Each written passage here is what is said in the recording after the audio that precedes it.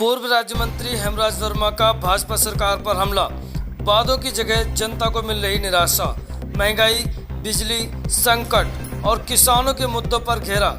मुख्यमंत्री के दौरे पर भी उठाए सवाल, चुनाव में जनता देगी जवाब, हेमराज वर्मा। तरह से आपने देखा हमारे इस पीलीभीत जनपद में, जहां अभी कुछ दिन पहले एक अबोध बच्ची के साथ दुष्कर्म की वारदात हुई और उस घटना की हर समाज ने, चाहे वो किसी समुदाय का हो, सबने उसकी घोर निंदा की और उसके बाद उस पर कार्रवाई हुई।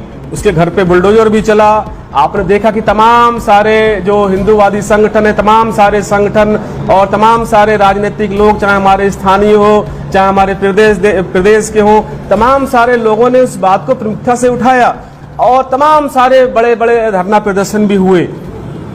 होना चाहिए, क्योंकि बेटियां, चाहे वो किसी जाति, किसी धर्म, किसी समुदाय की हो, बेटियां बेटियां हैं और बेटियों की सुरक्षा से कहीं पर कोई समझौता नहीं होना चाहिए। लेकिन आपने देखा अभी कुछ दिन पहले एक घटना और घटी। वो घटना भी शहर विधानसभा क्षेत्र में थी। ये घटना भी शहर विधानसभा क्षेत्र में घटी। वहां भी एक नाबालिग बेटी थी और यहाँ भी नाबालिग बेटी, वो जबकि ये मंदबुद्धि बेटी है नाबालिग। और इस घटना में बस फर्क इतना था कि जो घटना करने वाला व्यक्ति वो जो है दूसरे समुदाय का नहीं था।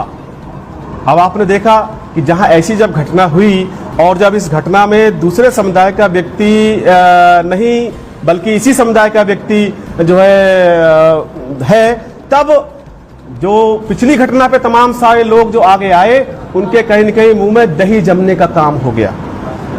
पिछली घटना पर सबका खून खौला, इस घटना पर सबका ठंडा हो गया।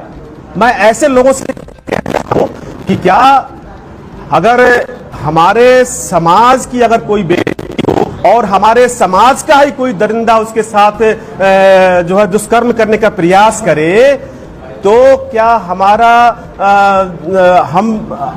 हम ये सहमति देते हैं कि वो जो है ऐसी घटना करता रहे? मुझे उनकी सोच पर बहुत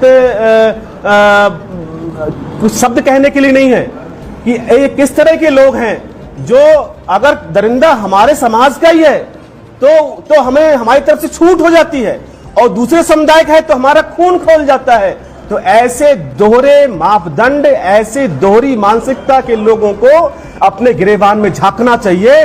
हम पहले भी, चाहे बेटी किसी भी समुदाय की रहो, हमने पहले भी बेटियों पर कई अत्याचार हुआ, हमने उस बात को प्रमुखता से उठाने का काम किया और आज भी उठाया है और उठाते रहेंगे।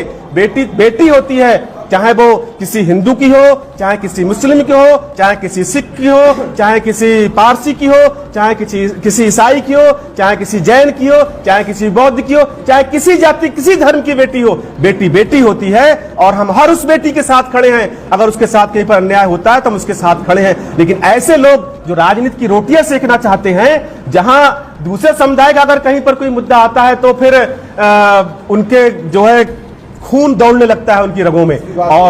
और जहां इधर जो है जब अपने समुदाय का कोई मामला होता है, दरिंदा होता है, तो फिर वो खून ठंडा पड़ जाता है। तो ऐसे लोगों को अपने आत्मचिंतन करने की जरूरत है, उसे समझने की जरूरत है। बेटियां बेटियां होती हैं और बेटियां किसी भी जाति, किसी भी धर्म, किसी भी समुदाय की क्यों ना हो, लेकिन वो बेटियों की सुरक्षा से कोई समझौता नहीं होना चाहिए।